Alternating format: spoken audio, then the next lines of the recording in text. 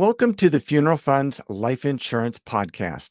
I'm your host, Randy Vandervate from Funeral Funds of America, and you can find us at funeralfunds.com. That's funeral, Funds.com. Whether you're interested in term life, whole life, annuities, disability, business continuation, or final expense life insurance funding, we have you covered. Our team of experienced professionals will guide you through the complexities of insurance products to help you make an informed decision. In this podcast, I'm going to be discussing first day coverage life insurance versus 2-year waiting period life insurance. So, I'm going to cover 5 points in today's podcast, but let's just kind of jump into the main difference between a 2-year waiting period plan and a first day coverage plan. And it's kind of self explanatory, isn't it? But if you don't know the terms, it can be confusing. So, the number one point for today's podcast is, that waiting period. So, with first day coverage, life insurance, which can be used for burial, cremation, final expense, funeral funds, what that means is if your policy is issued, approved, and goes in force today, and you die tomorrow, the insurance company will have to write a check. So, let's say you have a $15,000 policy and it's $50 a month, and you make your first payment today and you die tomorrow. Your family members, your beneficiaries, your children, whoever that is, would get a check for $15,000 from the insurance company. That's the way most people want it because we just don't know what happens from one day to another in life. And think about it. Would you ever buy an automobile insurance policy if the company said, "Hey, you know what? If you get in a wreck in the first 2 years, we're not gonna pay for your car to get it replaced or fixed." Would you ever buy homeowners insurance if the insurance company said, "You know what? If something happens in the first 2 years, you're out of luck. You're gonna have to replace your own home." So I think inherently we know that when we hear about 2-year waiting period policies, we know that they should be avoided. The challenge is they are advertised so heavily, and some of these companies out there, boy, really make it enticing. They make it sound like it's so easy and everything. There's one company out there that says, "Hey, we value your privacy. We're not even going to ask you any health questions." And yeah, they won't because none of the 2-year waiting period policies ask health questions. But let me ask you this, if they valued your privacy, would they be asking you for your social security number and your bank account info to pay and everything like that? So it's just creative marketing. Oh my gosh, the guys and gals that do their ad copy are just wonderful. They try to do everything they can on those TV commercials to focus you away from the actual fact that if you die in the first 2 years, your beneficiaries, your children, your loved ones, they're out of luck. You know? Now, it's true that the insurance company with a 2-year waiting period would return your premium, and they would typically return a small interest amount on that premium, like 7, 8%, maybe 10% with some companies. But yeah, I mean, that's not what you want. God forbid if you die in the next 2 years, you don't want them to get just the money back because that's not gonna pay for everything. So, yeah, so you definitely always wanna get first day coverage or benefits, and just avoid plans with 2-year waiting periods. And there's a whole bunch of companies out there. The one if pretty much if you see it advertised on TV in almost every case, it's a 2-year waiting period plan. And if you want a little insight on why they do that, um, regular first day coverage involves underwriting, which means the insurance companies ask health questions. And when I say the insurance companies ask health questions, I mean they ask questions on the application. In most cases, you can't go directly to the insurance company and buy coverage. You've actually got to go through a licensed agent like myself or our agents here at funeralfunds.com, or we're actually a brokerage. We work with a number of different insurance companies. So we contract with the insurance companies to sell their products. You don't pay any more. You're not paying for our service. You're not necessarily paying extra for us, but you are paying for our expert service. And in our case, when we shop around for you, we get you better pricing. And we work with enough different insurance companies. If you have some health issues, really 90 to 95% of the time, we can get you first day coverage. So when you go and get a 2-year waiting period plan, those agents don't need to know any health underwriting at all because they don't ask any health questions.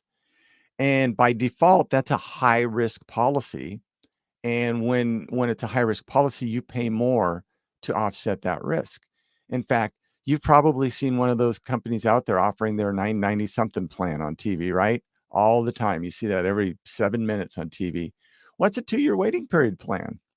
So they can hire just about anybody and put them in front of a computer, and they don't have to understand underwriting or medical terms or medications or frequencies between, medications or, the time since you last had some sort of medical event.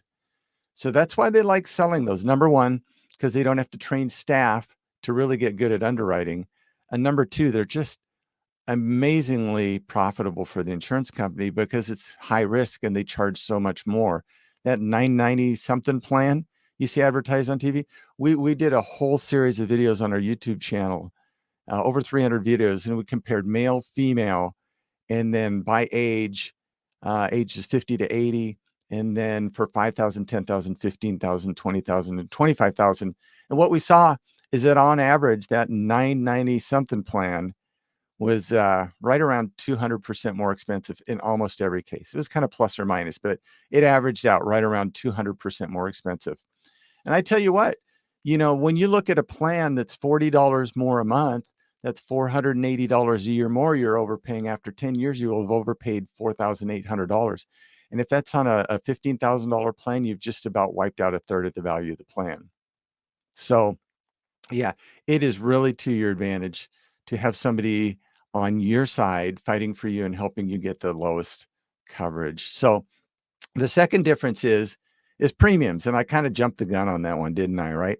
So yeah, with 2-year waiting periods, in with certain companies, it may be 200% more expensive to get that policy than if you were to go with a first day coverage company.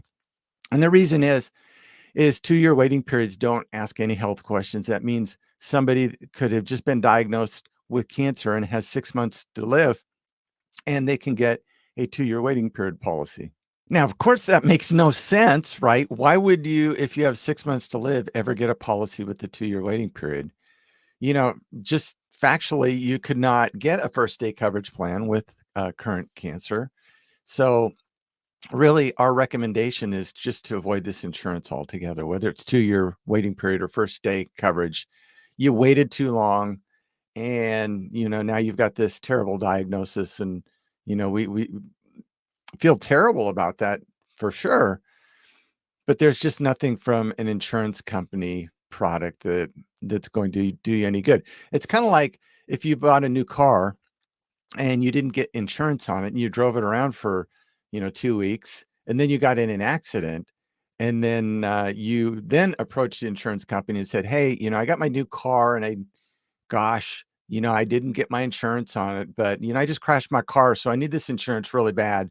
So can we get this policy enforced right now, and then I can get you my first premium, and then you can pay to get my car fixed? They're gonna say, "No, you have to have this insurance before you get in an auto accident. You can't just get in a crash and then come out and expect us to pay anything. Expect us to accept your $100 auto insurance payment, and we've got to replace your $30,000 car. You've got to have this in advance." So, yeah, first day coverage is always to your benefit. So our third topic today is the health requirements. Now, as I've already kind of talked about a little bit, 2-year waiting period plans don't ask any health questions. So, you know, if you just had a heart attack, or you just had stents implanted, or something like that, most insurance companies aren't going, at least with first day coverage, aren't going to make you an offer. So you could technically be put into a 2-year waiting period plan, but there are some other plans out there. We work with some companies that will actually phase coverage in over the next 2 years. So it's not as ideal as first aid coverage, but it's definitely not a full, you got to wait 2 years. So if that ever kind of comes into play, we could explain to you what happens with that. But yeah, with first aid coverage, they're going to ask health questions. So, do you have a terminal illness? Are you sick enough that you're going to pass away in the next 12 months? Do you have dementia? Are you on dialysis? Are you in the hospital? Are you in a nursing home? All of that's going to affect your eligibility. But most of the stuff that just commonly happens as we get older, high blood pressure, cholesterol, diabetes, arthritis, pretty much most of the stuff out there is okay with not all the insurance companies, but we work with enough different insurance companies that we've got a 90 to 95% approval rate for first aid coverage or benefits. So that's the advantage of working with a broker. There's companies out there that only sell their own product and they only hire their own agents. Those are called captive agencies. And then the agents are called captive agents. Means they can only sell you one thing. The disadvantage of that is they tend to be higher priced products. And the other disadvantage is if you've got a health issue that they don't allow, you're going to get a denial from them, or they're going to put you into a less desirable plan that costs more money. So just understand when you go with a broker like Funeral Funds of America, we can shop a whole bunch of different insurance companies. We're expert in the underwriting. And then again, we've got that 95% approval rate for first aid coverage. The fourth item when looking at first aid coverage versus 2-year waiting periods is flexibility. So most 2-year waiting period plans are very inflexible. You just got a mandatory 2-year waiting period. Now, often they have fewer riders. Riders are things that are automatically included with the policy. And, just most people just don't want to get a policy where they're just going to get their money back plus a piddly little interest rate, right? You want first day coverage. And most of the first day coverage plans are going to have some really nice riders. Probably the most important one is the terminal illness one, at least in our opinion. And what that means is that if the doctor says, hey, you've been diagnosed with this and you're going to pass away in the next 12 months, with most of the companies we work with a terminal illness benefit rider, if you when you get that diagnosis from the doctor, you can actually pull out 100% of the proceeds of your insurance policy in advance. So if you had a $20,000 policy, you could get $20,000 out now, up to 12 months in advance. And people will go, well, why would I ever want to pull that money out in advance? I mean, it's meant for my burial. Well, here's the thing. A lot of folks, when they get a terminal diagnosis, they would be like devastated, obviously, right? But after a month or two, when they come to terms with that, most people don't want to be a burden to their family. That's why people are looking at this insurance in the first place. They just don't want to be a burden. So what you could do is pull that money out in advance and say the funeral is going to cost $10,000. You can now go down to the funeral home and make all those arrangements in advance and then pay for it. And what that means is your family members won't have to do that at a time where they're suffering and struggling. I know, kind of weird concept, right? Go plan your own funeral. But, when you've got a terminal illness, there's, just some kind of realities that we have to deal with. And most people, that provides them a lot of peace of mind knowing that they've taken care of everything. And their family members and loved ones and children just aren't going to be, um, pressured at the funeral home, or they're not going to have to worry about whether they're getting this right or wrong. So it's such a wonderful benefit. But let's go back to the 10,000, right? Because you had a $20,000 policy, you paid 10,000 to pay for the funeral. What about that other 10,000? Well, if you had some extra bills, you could pay that off. But by the same token, if you're still feeling well enough, which many people are, at that point, a lot of people might say, you know what? I'm in my final season of life here, and I've always wanted to take that one vacation with my family, and we could never afford it. We could never come up with the money. Why don't we use that last $10,000 and do that very special thing? And that way, I'll have those memories as I finish out my final time on this earth, and my family members will have that memory and those memories for a lifetime. How powerful would that be? That is the beauty of final expense life insurance. And if you get the right policy with those right riders, it really has it has such a peaceful feeling for most folks knowing that that money's right there. And our fifth and final topic today is suitability. So, uh, you know, a 2-year waiting period policy, in my opinion, that's only suitable for people that have really huge, significant health issues that can't get any insurance anywhere else, and that they have a reasonable expectation of living more than 2 years. So, if you just waited too long or just life you kinda took a bad turn and your health turned a turn, that may be the only option for you. But in all other cases, you really need to consider first day coverage or benefits.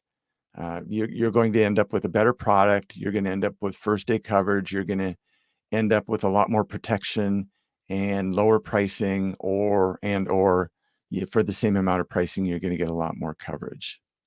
So overall, the choice between first day coverage and a 2-year waiting period, that is yours. It depends on your circumstances, your health, your age, kind of your financial situation. But if I leave you with one final message, it's it's be careful of the stuff you see advertised on TV. They make it sound so good. They've got these really low rates, right? 990 something, right? And they make it sound like you're going to get 20,000, 30,000, 40,000, $50,000 worth of coverage. And it's not. We've seen something, those 990 something plans, where they're only going to pay out like $400 for that 995. And that doesn't do anybody any good, right? Especially if you've got a burial or something like that. So my name is Randy Vandervate. I hope this podcast has been helpful to you. Funeral Funds of America can help you qualify for first day coverage or benefits at funeralfunds.com. That's funeral, FUNDS.com, or our phone number is 888-862-9456. For more information about burial, cremation, final expense life insurance, or funeral fund planning, check out our other podcasts or visit our YouTube channel at funeralfunds.tv. We're grateful you visited our podcast today, and we'll be blessed to help you with your final expense needs in the future. Until that day comes, stay safe, take care, and have a nice day. Bye-bye.